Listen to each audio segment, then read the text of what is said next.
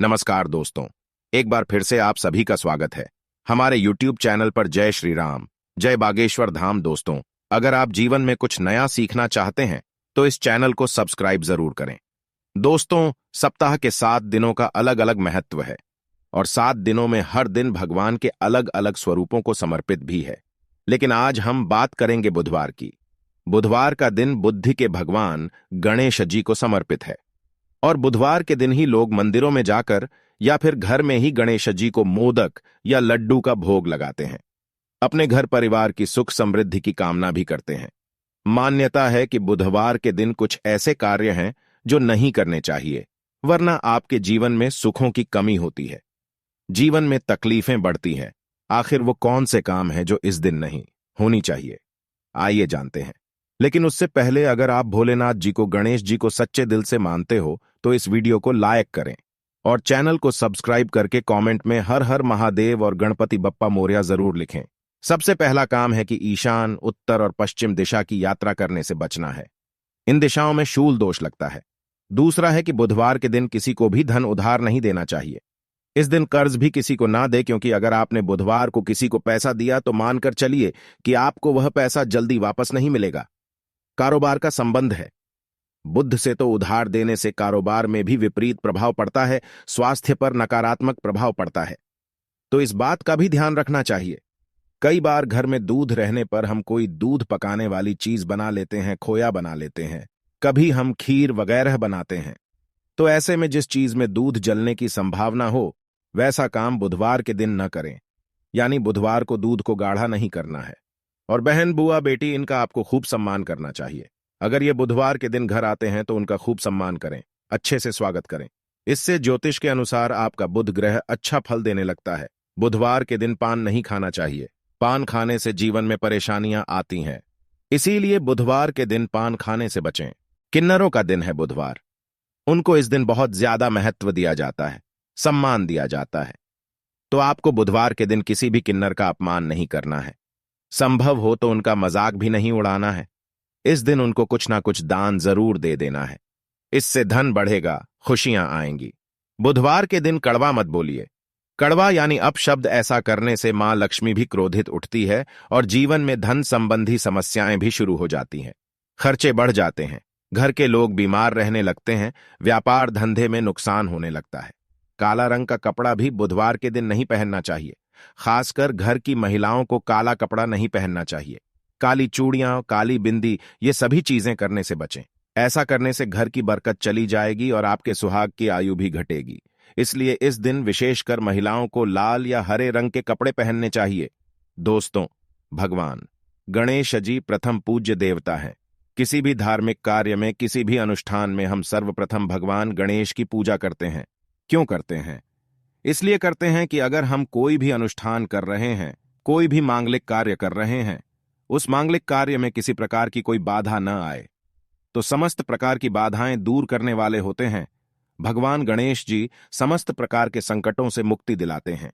भगवान गणेश जी, क्योंकि उन्हें विघ्नहर्ता कहा गया है, संकट मोचन कहा गया है इनको, और कोई भी आपके मन में इच्छा हो, कोई भी आपकी कामना हो, भगवान गणेश की अगर आप पूजा करते हैं, उनसे प्रार्थना करते हैं, तो वह आपकी कामना बहुत ही शीघ्र गणेश जी पूर्ण कर देते हैं। चाहे आपके विवाह में कोई बाधा हो या फिर आपके संतान प्राप्ति में कोई बाधा हो, आपको धन का अभाव है, घर से घिरे हुए हों, अगर आपकी स्मरण शक्ति कमजोर है, शिक्षा में आपको सफलता नहीं मिल रही है, व्यापार में आपको सफलता नहीं मिल रही है, या फिर नौकरी में आपको सफलता नहीं मिल रही है, किसी भी प्रकार की आपकी जो परेशानी है, उन सभी परेशानियों को दूर कर देते हैं भगवान गणेश जी। जब हम प्रतिदिन भी पूजा करते हैं ना अपने घर में, तब भी आपको इस बात का ध्यान रखना चाहिए कि सबसे पहले हमें गणेश जी की पूजा करनी है। जैसे स्नान के बाद आप सूर्य देव को जल अर्पित करें, उसके बाद जब आप अपने घर के मंदिर में जाते हैं नित्य पूजा के लिए, तो सर्वप्रथम भगवान गणेश की पूजा करें, उनके मंत्र का जाप करें, उनकी आराधना करें। उसके बाद बाकी सभी देवताओं की पूजा करते हैं। सर्वप्रथम भगवान गणेश जी, प्रातःकाल उठकर अगर आप सर्वप्रथम अपने बिस्तर पर ही बैठे बैठे गणेश जी का स्मरण करते हैं, जैसे कि आप सोकर उठे और सर्वप्रथम अपने हाथों के दर्शन करें, उसके बाद भगवान गणेश जी का स्मरण करें, तो इससे आपके जीवन में या आपके दिन भर के कार्यों में किसी प्रकार कि अगर कोई बाधा आ रही है, वो दूर हो जाती है। मात्र भगवान गणेश के स्मरण मात्र से ही समस्त प्रकार के विघ्न बाधाएं दूर हो जाती है, क्योंकि बुधवार का दिन भगवान गणेश जी का विशेष दिन होता है। बुधवार के दिन भगवान गणेश जी की विधि विधान से अगर हम पूजा करते हैं, प्रार्थना करते हैं, तो समस्त प्रकार की जो हमारी कामनाएं होती है भगवान गणेश की कृपा से पूर्ण हो जाती है।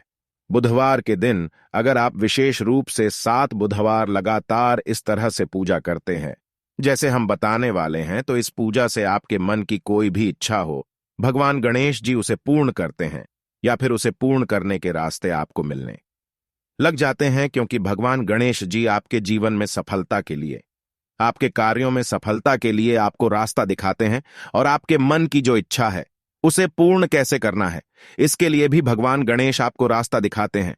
किसी भी प्रकार के संकट से आप गुजर रहे हैं तो इस तरह से आपको भगवान गणेश की पूजा विधि विधान से बुधवार के दिन करनी चाहिए और यह उपाय करना चाहिए। बात करते हैं भगवान गणेश के बुधवार की पूजा विधि के बारे में। जैसे कि आपको किसी भी प्रकार की कामना है, आप प्रातःकाल जल्दी उठें और अपने मन में भगवान गणेश जी का स्मरण करें और आपके मन की जो इच्छा है भगवान गणेश जी से प्रार्थना करते हुए कहे कि आप इस प्रकार की परेशानी से परेशान हैं। मान लीजिए कि आपको धन की कामना है, आप कर्ज में गिरे हैं, संतान की कामना है आपकी, या फिर आपके विवाह में बाधाएं आ रही हैं, आपकी कोई भी कामना हो सकती है। आप किसी भी कामना के लिए भगवान गणेश की आराधना करें। उस वक्त जब आप सोकर उठते हैं, सर्वप्रथम भगवान गणेश को स्मरण करते हुए अपनी कामना भगवान से कहे और उनसे प्रार्थना करें कि आज से मैं आपकी विशेष पूजा शुरू करने जा रहा हूं, प्रार्थना करने जा रहा हूं, तो मेरी जो भी परेशानी है उसे दूर करें। उसके बाद आप स्नान इत्यादि कर लें।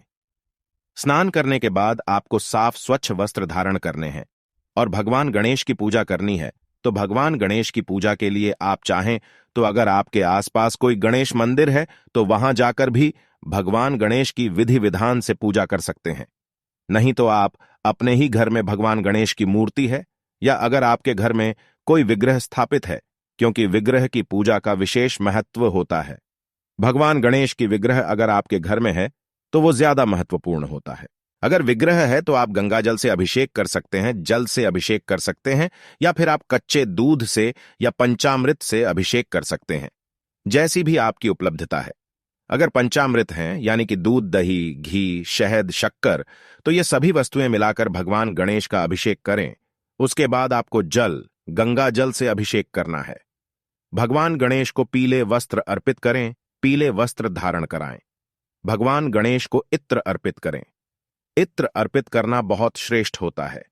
अगर संभव हो तो इत्र अर्पित करने के बाद आपको यज्ञोपवीत अर्पित करना है, यानी कि पीला जनेऊ भगवान गणेश को अर्पित करें।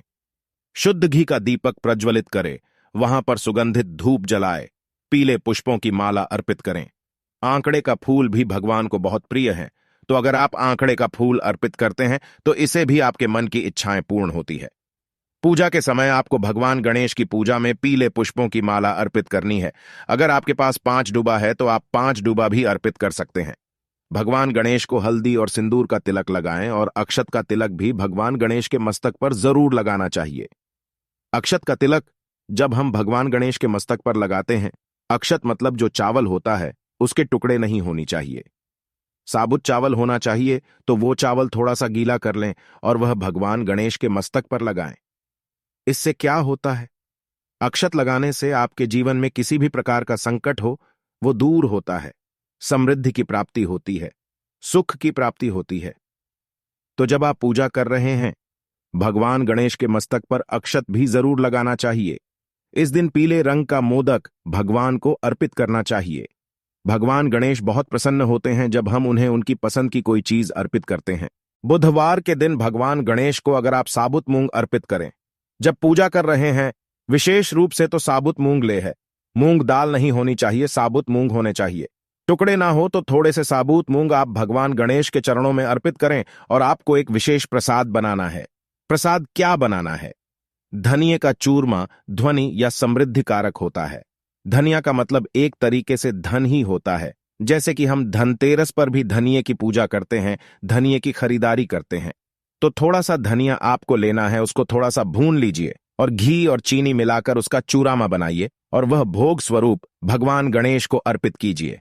इस भोग से भगवान गणेश बहुत प्रसन्न होते हैं। यह भोग भगवान को बहुत प्रिय है। आपको मूंग दाल का लड्डू मिल जाता है, मार्केट से ले आए या घर पर बना सकते हैं। मूंग दाल का हलवा भी भगवान को अर्पित कर सकते हैं। कोई भी भोग अर्पित करे, लेकिन जो आपका प्रसाद मुख्य प्रसाद हो वो धनिया का चूरमा होना चाहिए। आप फलों का भोग भगवान गणेश को अर्पित करें और विधि विधान से भगवान गणेश की पूजा करें। जब आप भगवान गणेश की पूजा करते हैं, उनकी पूजा के समय आपको एक मंत्र जाप करना है।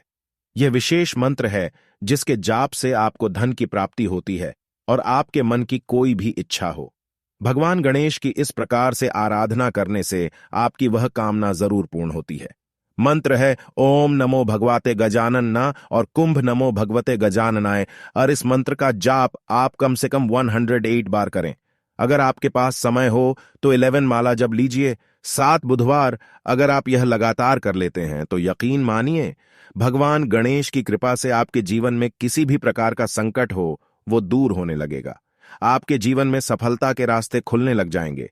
मन की जो भी इच्छा है, जो आपने भगवान को कही है, वो आपकी इच्छा पूर्ण होने के रास्ते आपको दिखने लग जाएंगे। भगवान गणेश सभी प्रकार के सुखों को देने वाले हैं, विघ्नहर्ता हैं, संकट मोचन है और वृद्धि सिद्धि के दाता है।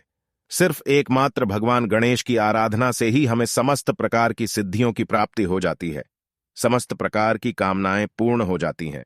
बुधवार के दिन भगवान गणेश को प्रसन्न करने के लिए आप गणेश अथर्व शीर्ष का भी पाठ कर सकते हैं और आप चाहे तो भगवान गणेश के मंत्र का जाप कर सकते हैं। संकट नाशक गणेश स्तोत्र का पाठ कर सकते हैं। या फिर अगर आपकी संतान प्राप्ति की कामना है, जैसे कि बहुत समय हो गया आपको कोई संतान नहीं है, या फिर पुत्र प्राप्ति की कामना है, तो आपको संतान प्राप्ति का जो मंत्र होता है, जो स्तोत्र होता है, संतान गणपति स्तोत्र को भी आप पढ़ सकते हैं। तो इससे संतान की प्राप्ति होती है, उत्तम संतान की प्राप्ति होती है। आपकी श्रद्धा अटूट होनी चाहिए। आपका विश्वास होना चाहिए कि भगवान गणेश से हम अपनी प्रार्थना कह रहे हैं और हमारी प्रार्थना अवश्य सुनी जाएगी, हमारी प्रार्थना अवश्य पूर्ण होगी। उम्मीद करते हैं आज की वीडियो से आपको लाभ अवश्य होगा। दोस्तों, यदि आपको हमारे द्वारा दी गई यह जानकारी पसंद आई हो तो आप वीडियो को एक लाइक जरूर कीजिए और यदि अभी तक आपने चैनल को सब्सक्राइब नहीं किया है तो चैनल को जरूर सब्सक्राइब कीजिए और साथ ही साथ इस वीडियो को अपने दोस्तों और रिश्तेदारों के साथ भी जरूर शेयर करिए। तो दोस्तों, आज की वीडियो में बस इतना ही। अपना बहुमूल्य समय देने के लिए धन्यवाद।